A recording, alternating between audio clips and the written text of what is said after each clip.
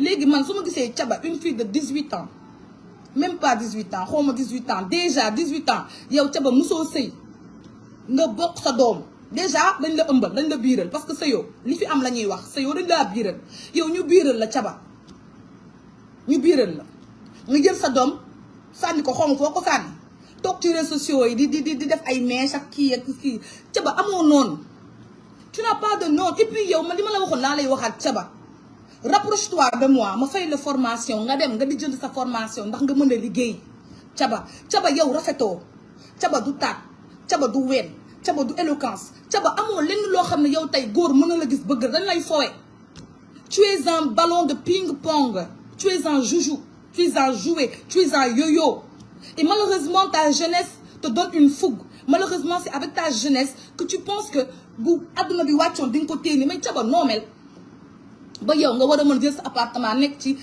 cité mixta bi ba ñëpp xam ne yaa ngi cité mixta di fa def lu la neex di chicha def lu la neex mais là c'est ta vie on s'en fout mais quand ta mère s'attaque à des gens qui ne lui ont rien demandé moi j'ai le droit de m'attaquer à quelqu'un qui est proche d'elle et ta maman ne doit pas parler mauvais des gens parce que moom sa yaay am na lu ko doy muy doomam Foutamata Tampi nit ñi waxuñu ko dëgg nit ñi waxuñu la dëgg dañ ñëpp la seetaan te man nag bëgguma dugg en guerre avec toi parce que man ragaluma la maa la dàq wax maa la ëpp fit maa la gën a sañ te foo ma woo ma wuyu si la mais autorité yëpp kenn nawloowu la ñëpp la seetaan parce que en fait on te comprend pas tey yaa ngi fii tey yaa ngi fii tey yaa ngi fii tey attaqué nga ku nekk yow bàyyiwoo kenn mais anyway ça c'est toi mais encore une fois je ne cherche pas à rentrer en guerre avec toi parce que c'est pas ça man taluma loolu mais simplement que quand je t'entends parler de Astou Dione et de sa virginité dans ton live moi je me dis mais attends où va le monde yow tu dois pas parler de virginité yow amoo koo war a xas si ndaw ndax sa doom bi nga jur amul ndaw parce que ëmbal nañ ko te yor na doom te yaa ngi yor sa sët kon lan ngay xasee doomu jàmbur ne ko amul ndaw même bu ko jëkkëram waxee danga waroon woo Cheikh Yérim ne ko Cheikh Yérim lii du sa wax Cheikh Yérim Seck li mu def dafa juum parce que warul woon toog di wax ak kii que ce soit nag Astou Dione amul ndaw franchement loolu sa secret la yow ak sa jabar ba ngay takk Astou ba ngay gis Astou di ko bëgg ñun ñi ñëpp kenn fekkeewu suñu yoon nekku ci man sama yoon nekku ci yow ak kii Astou Dione parce que man Cheikh Yérim on se connaît très bien Cheikh Yérim Seck je te connais très bien je te connais plus que bien je te connais assez bien je te connais trop bien te su ma waxee beaucoup de personnalités seront impliquées mais du ma wax parce que tu sais je sais et mon ex-mari sait c'est à toi tu sais je sais Ndiaw Fall sait tu sais je sais et Ndiaw Fall sait tu sais je sais et Ndiaw Fall sait et je répète tu sais je sais et Ndiaw Fall sait et si je parle Cheikh Yérim je parlerai avec des preuves parce que ce qui s'est passé non seulement ça entache l'image d'une personnalité qui a eu avec une personnalité donc du ma égali tu sais je sais et tout ce qui s'est passé en transition là j'étais là j'ai vu je sais et j'ai toutes les preuves et je sais et ça va aller très loin donc pour ne pas qu'on arrive dans des débats houleux dans des tu m'as dit je t'ai dit parce que je suis pas dans ça pour ne pas que j'expose des preuves et que me génne un secret d'État vous avez intérêt Cheikh Yérim Seck et toute votre clique là à foutre la paix à Astou Dione et quand je dis foutre la paix c'est de lui foutre la paix parce que li ma xam bu ma ko génnewee Cheikh yow doo ci set Ndiaw Fall doo ci set man sama yoon nekku ci parce que man tëgguma ko I don't give a damn te fuñ ma woo ma wuy si leena je connais mes droits je suis instruite te tiituma ragaluma mais li ngeen def su ma ko waxee barki Seydina Mohamed yow du ma wax sax Cheikh Yérim Seck parce que je te respecte encore une fois et je n'ai pas d'animosité avec toi mais foutez la paix à Astou Dione qu'elle soit vierge ou pas on s'en fout on s'en fiche il y a beaucoup de filles qui sont vierges ici et néanmoins dans leur mariage même après leur mariage elles s'amusent à aller voir ailleurs Astou c'est une fille qui se respecte qui travaille elle est journaliste elle représente le Sénégal elle travaille musuñu dégg la pauvre dans aucun débat Astou ne parle pas Astou ne réagit pas Astou elle se tait et moi je n'accepte pas qu'on fasse subir à une femme qui n'a absolument rien demandé une certaine forme de comment dire de maltraitance physique ou morale du ma ko nangu maa koy waxal ba mu neex te di ma xam dafa bëri encore une fois Foutamata Ndiaye Tampi nag yow boo bëggee boo amee loo bëgg a gérer yow en tant que kilifa jëlal sa doom Thiaba génne ko ci seen mixa yii yóbbu ko sa kër Foutamata Tampi teel sa doom ji yow yor nga sa doom boo war a régler ndax yaa ko jur caba yaa ko ëmb juróom-ñeenti weer yaa ko wasin yaa ko puus lii boo ko defee yow li nga def sa ndey dong la caba di def loolu ñëpp di mën a wax teel sa doom ji nga yar ko caba weesuwul fu ñu koy jëlee yar nokku ko caba su ma nekkoon magam dama koy duma ba muy bëgg a dee donc ngay jël ay live naan ay Fatoumata kii ay Astou Dione amul ndaw ça c'est pas ton problème Astou Dione elle fait ce qu'elle veut avec qui elle veut d'accord elle a elle-même sa propre moralité elle gère ses problèmes principaux si elle a voulu divorcer avec Cheikh Yérim certainement que li mu gis ci Cheikh Yérim doyu ko et moi je ferai pareil si je me marie avec un pauvre type et je me rends compte que c'est un pauvre type mais putain je te fous à la poubelle pourquoi rester avec un pauvre type pourquoi rester avec un homme qui n'a pas de valeur pour faire quoi yéen da ngeen di jaawale illettré ak intellectuel kenn du ko téye ci ay yu ñàkk fayda soo bëggee jabaru intellectuel da ngay am tu dois être à la hauteur d'accord tu dois être à la hauteur de cette femme là quand tu veux une femme soumise va choisir une analphabète quelqu'un qui n'a pas fait les bancs kooku noonu loo ko wax day toog mais jigéen bu jàng da ngay wax A plus B mu ne la B plus C 1 plus 1 mu ne la 2 parce que dafa jàng et nos parents ont payé cher pour nos études pour que nous soyons des femmes soumises à une soumission qui est inconsidérable on veut être des femmes soumises d'accord mais soumises à la limite du possible et soumises dans la vérité soumise dans l'égalité on va dire ça comme ça mais soumise à un monsieur qui n'en vaut pas la peine soumise à un mytho soumise à un voleur soumise à un whatever no we say no that's it man bañu ma ñu compter ma 10 sëy I don't give a damn mais li ma bëgg dinaa ko am parce que man nekkuma ci genre jigéen ñoo xam ne dañuy toog ci sëy à cause de la société c'est pas possible ça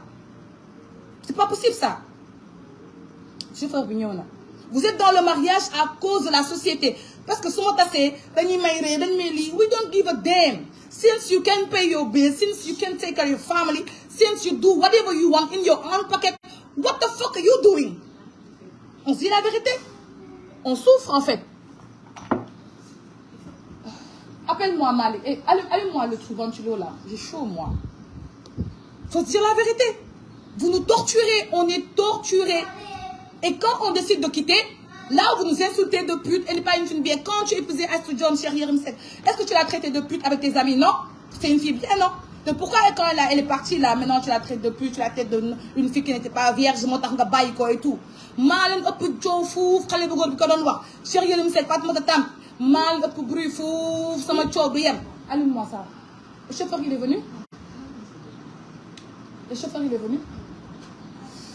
man ëpp coow foofu man sama coow du jeex et je sais de quoi je parle je n'invente pas je ne raconte pas je ne diffame pas et si on me pousse à bout je ferai de mon mieux pour vraiment afficher toute l'histoire sur la toile une bonne fois ku nekk réglé je ne supporte pas qu'on s'acharne sur cette fille n'a pas voulu d'être elle ne veut plus de toi Cheikh Yérim c'est pas la peine de créer un groupe et de l'insulter elle ne veut plus de toi passe à autre chose et laisse-la refaire sa vie tranquillement qu'elle soit vierge ou pas que tu l'aies connue vierge ou pas on s'en fout et le pire le gars qui dit que dafa fekk fa ndaw dafa yaatu ni péage Dakar yow yaay dooméram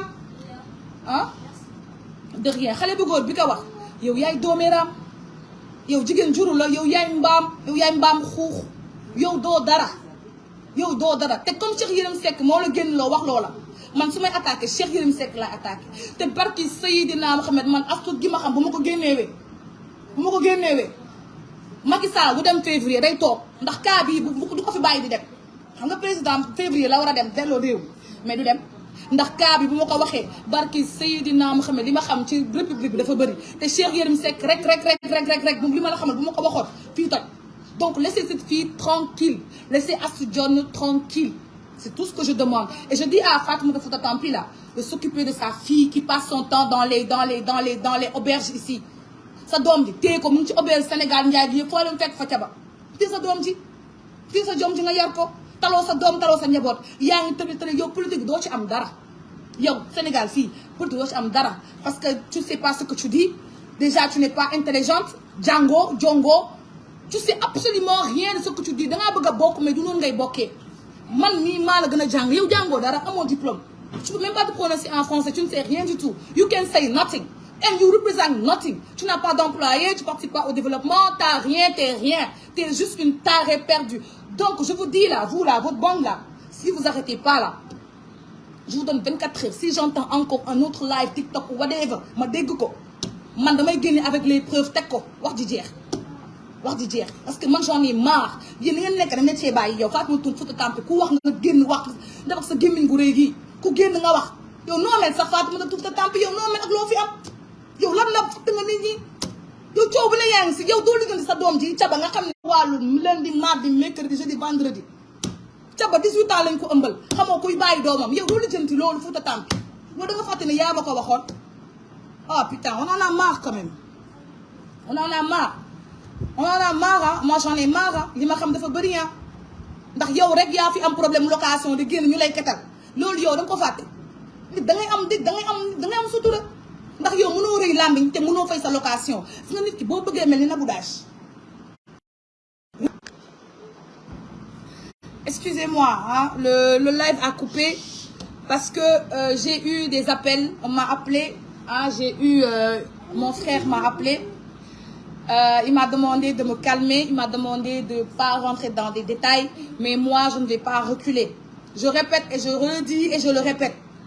Man dama bëgg xam ba xam man ci réew mi laa dëkk don j'ai chaud ouf ici j'ai chaud j'en ai marre moi mu pas allumer la clim parce que y a le petit qui dort là j'ai chaud moi je dis que ci dëkk bi laa dëkk et je vais voir si dëkk bi Sénégal bi ñu nekk Sénégal bi am na loi wala amul loi et je n'ai pas peur parce que je ne vends pas la drogue je ne suis pas une drogue dealeuse je ne suis pas une voleuse je ne suis pas une menteuse je ne suis pas une escroque je n'escroque pas les gens moi je suis pas un escroc féminin, ok?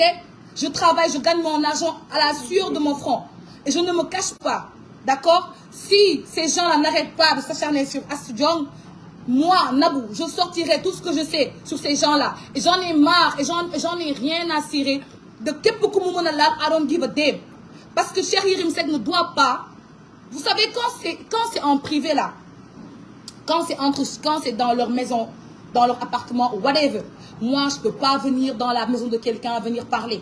Mais quand c'est sur Internet, là, quand c'est sur la toile, attends, boss des ladies, boss des réseaux sociaux, je parle de quoi, de n'importe quel sujet que je veux. Je parle de ce que je veux parce que c'est sur la toile. De la même manière que moi, quand j'expose mon problème, tout le monde en parle et je ne peux pas dire aux gens, parlez pas de moi, parce que man maa génnee problème bi.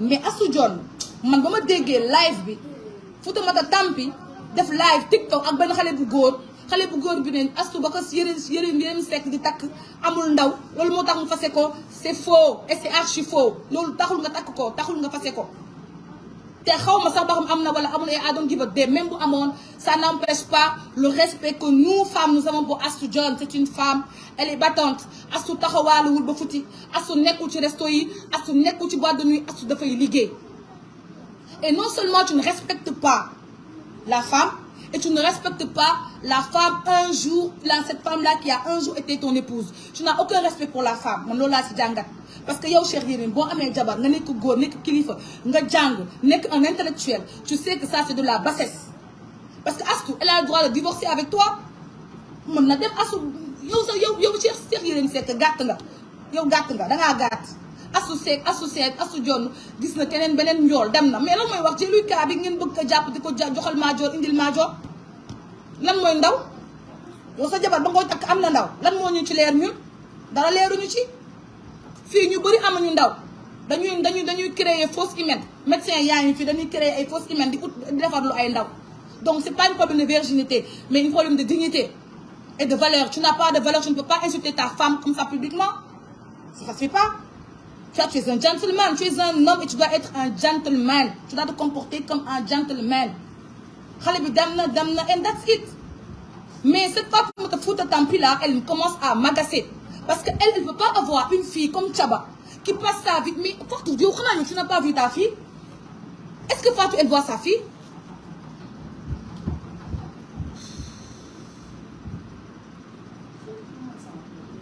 Est-ce qu'elle a vu sa fille?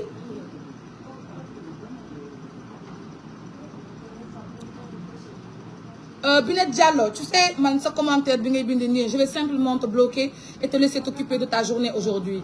Tu vois, voilà. Je vais te bloquer et tu vas te barrer de ma page. J'ai même pas envie de détailler avec toi. Mais est-ce que Fatoumata Fouta Tampi, elle a vu sa fille? Man, peu importe le problème que j'ai, moi, je ne suis pas à la hauteur de Fatoumata Tampi. Man, on me problème location. Je ne suis jamais venue ici dire aux gens, payez ma location, moi, mamie, dehors, jamais. Moi, j'ai mes maisons, je suis tranquille, ok? Et je travaille, je suis tranquille, j'attends mon chauffeur, il vient. J'attends mon chauffeur et je vais me casser, je vais travailler, d'accord? Je ne suis pas comme vous qui traînez là, vous n'avez rien à foutre. J'ai un truc qui me fait mal et je sors et je le dis, basta. Vos commentaires à 2 balles là, gardez ça pour vous et votre famille et je sais pas où là, allez où vous voulez avec. Mais Fatoumata Fouta Tampi, elle doit arrêter. Yo, Tchaba n'est pas exemplaire. Tchaba n'est pas, elle est loin d'être une fille exemplaire, Tchaba. Tchaba, tous les, Tchaba, là nous sommes le 2 octobre. C'est la rentrée scolaire. Tchaba, les gens qui ou savent, les gens qui ou big, les gens qui ou dal.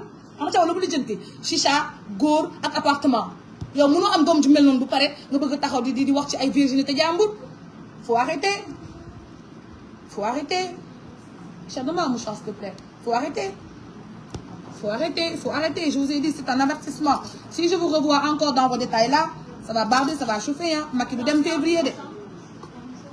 Macky du dem de février moom tonton Macky du dem fii lay toog rek les cadres ndax cadre li ma xam dafa bëri ci dëkk bi te kenn du ma noppiloo te kenn du ma boole ak ay bandi amul lu xew ku ko def ma dugg fu ma war a dugg man tiitaloo leen ma ragaluma daar am a gangster. You better know that. toog fi di débat si nit ñi kii ñàkk fayda ba dee. Ah, j'en ai marre. Donne-moi de l'eau, s'il te plaît. Le chauffeur, il n'est pas encore là. Ah ouais, maintenant, je devais aller à la Sénélec pour faire ma ligne, là. J'en ai marre. Ah, et je dois m'occuper des fournitures aujourd'hui. Fournitures scolaires avec enveloppe ici. Oh my God. Je prends des commentaires vite fait. Donne-moi de l'eau, s'il te plaît. J'ai chaud, j'en ai marre. Elle dit quoi?